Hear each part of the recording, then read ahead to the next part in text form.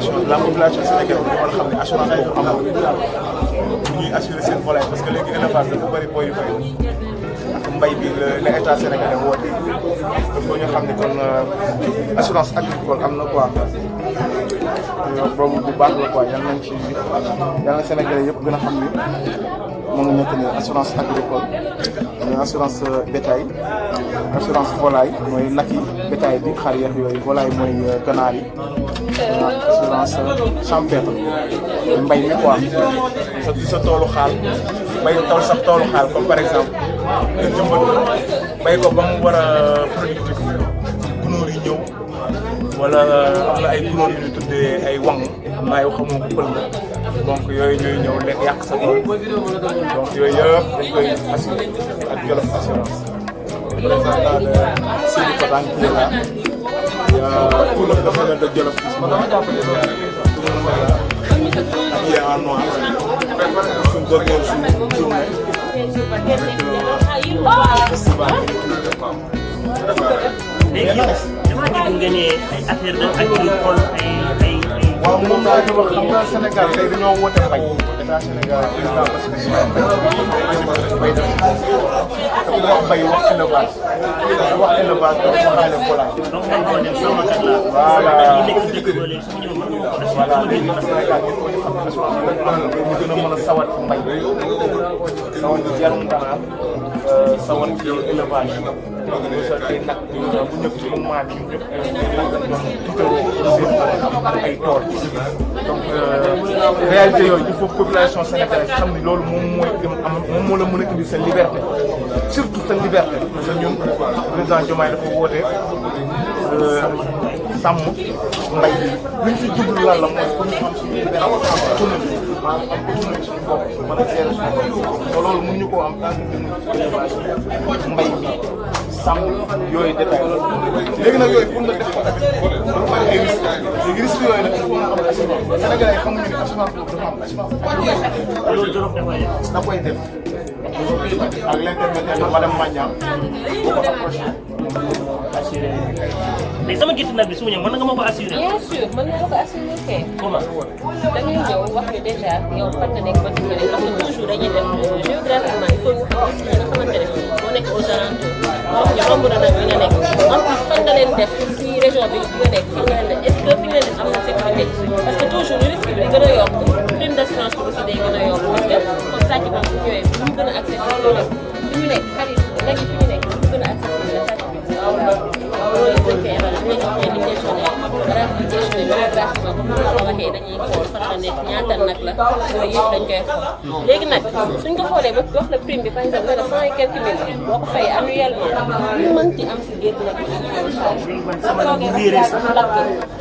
ba toogee ba si yàgg mu lakk moo tax dañ comme réer boobu ngay wax koy amaat xol moo tax ma ne assuré bi lay jox lépp lañ la si posé ñu jël en compte lépp lépp lu si mënti am rek ñu dañ koy assuré prime bi ñu la wax nag boo ko d'accord rek on t'assure ah loolu am na solo buñ nee nee Jolof day def lépp macha allah léegi fan ngeen nekk. ñu ngi Sacré-Cœur am naa ko sama beneen dëkkandoo boobu toolu xaal la yor ay tool yooyu yëpp dañ loolu ngeen koy def. MRP touriste professionnel parce que xam nga entreprise la loolu sa entreprise boobu la boo ñëwee rek assuré la ko am benn problème yaa koy indaale. yëpp incha allah. kon Jolof macha allah lépp ngeen assuré. le développement Jolof égal changement. mais fu mu toll nii yow lañ seet si tey nga wax ñu tuuti ci Jolof. ci Jolof Assure li ma la ci mën a wax mooy kër la boo xamante ni lu raar la nga gis ko ci société wala entreprise maanaam familial la ba pare li ci gën a grand mooy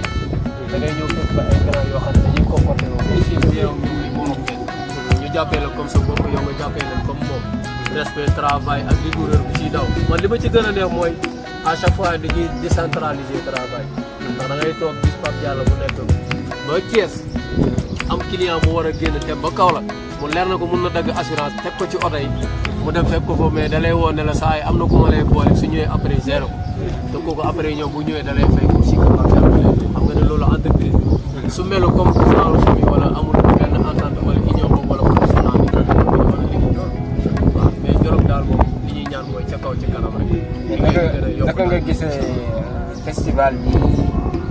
non festival yi moom neex na moom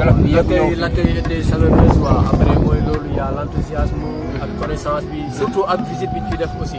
en plus ak découverte bi gars yi doon def ci affaire yi assurance pour nga xam ne rek assurance duut loo xamante ni comme genre papier journal wala flyers mooy génn nii rek tu vois mooy loolu daal mais quand même c'est très intéressant aussi ok jaajëf. waaw aca rafet na rek tëggal sa Sénégal sax na ma mun koo xam man maay kii bi élément perturbateur la Jolof je suis l'élément perturbateur la Jolof looy perte ci ban xeetu perturbation ngay def. ci lépp laay perturbé ci attestation ce qui est perturbation rek ce qui est perturbation rek voilà comme yow ni ma lay def bureau ñu ma fekk bekkaay mu toog mu perturbé affaire yi élément ma ñëw fekk gars yi toog fii léegi yow daal loolu rek lay sant amul leneen. mais perturbé bi dafa am fu mu yem de daa am compétence territoriale dugul kaw la nag l'autre am na territorial am na mënul ñàkk waaw principe boobu am na exception am na exception kon baax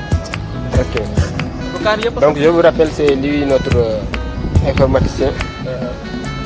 problème bu ñu mënti am. waaw ci logiciel moo koy gérer moo koy gérer. docteur Souri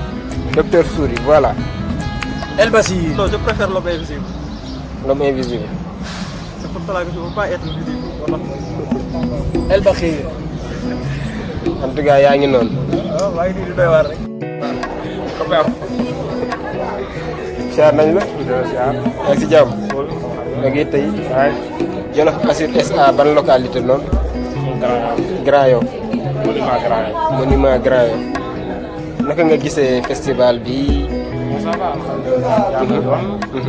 moo tax yaakaar naa message bi bëgg a lancé jàll na tamit. mais yaakaar daal nit ñi dinañ gën a gis suñu bëgg-bëgg ak li ñu yéene